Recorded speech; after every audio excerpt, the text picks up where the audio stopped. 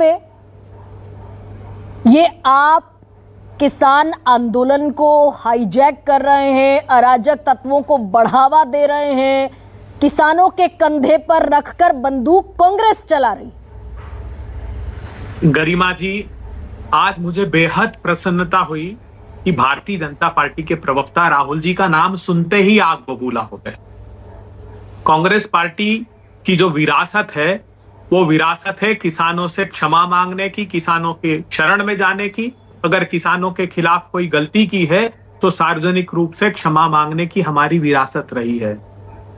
महिमा मंडित करे राहुल गांधी या नरेंद्र मोदी जी को।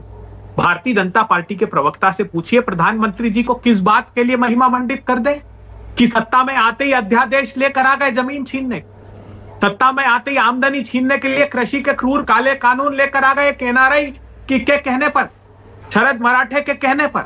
प्रधानमंत्री जी को किस लिए महिमा मंडित कर दे कि सत्ता में आते 150 रुपए का बोनस छीन लो गया।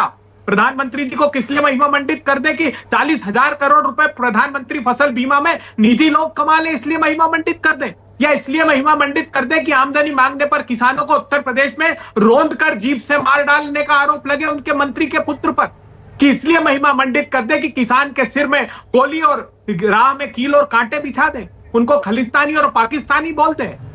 आपको सबक सिखाया उत्तर प्रदेश के किसानों ने, आपको सबक सिखाया हरियाणा के पहलवानों ने, आपको सबक सिखाया उस अलौकिक सत्ता ने अयोध्या में, हबी बद्रीनाथ में, चित्रकूट में, रामेश्वरम में, कालासर बालाजी में, खाटू श्याम में। इस जो धरती के भगवान किसान है और अलौकिक सत्ता के भगवान दोनों ने सबक सिखाया। लेकिन अब भी आप सबक सीखने को तैयार नहीं। ये वाकई एमएसपी इतना क्रूशियल सब्जेक्ट है क्या, जिस पर इस देश के बड़े रिनाउंड अर्थशास्त्री डॉक्टर मनमोहन सिंह ने कहा कि ये C2 + 50% दे दिया अगर तो बाजार बिगड़ जाएगा, बाजार विकृत हो जाएगा। ये तो डॉक्टर मनमोहन सिंह ने कहा।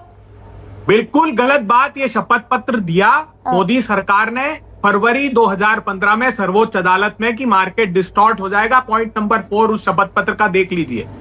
मैं अभिभूत हूं और दंडवत सलाम करता हूं कि राहुल गांधी जी को यह अवसर किसान नेता देना चाहते हैं। राहुल गांधी जी ने तो पहले ही चुनाव के कहा कि समर्थन मूल्य का कानून और स्थायी आयोग कर्ज माफी का, वो चाहते हैं कि जो 27 रुपए प्रधानमंत्री जी ने आमदनी किसानों की कर दी है, 25,000 रुपए हेक्टेयर खेती की लागत बढ़ाकर वो किसान उस दुरावस्था में न रहें। ये पूरे दस्तावेज मेरे पास हैं, कितनी एमएसपी देते हो आप, खुद सरकार स्वीकारती है एमएसपी। और बार बार पूछ रहे थे कुछ तो अध्ययन करके आया करो, कौन सी राज्य सरकार समर्थन मूल्य पर खरीदती बताइए।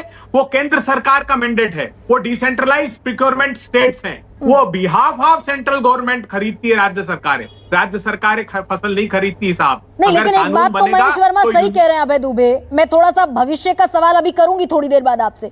एक बात तो ठीक कह रहे हैं महेश वर्मा, स्वामीनाथन आयोग बनाया आपने, सिफारिश आपके समय पर आई, 201 में से मात्र 175 सिफारिशें आपने लागू की, जो सबसे महत्वपूर्ण थी C2 + 50%, जिसके चलते किसान की जेब में कुछ पैसा जाता, उस पर आप भी बैठे रहे 10 बरस।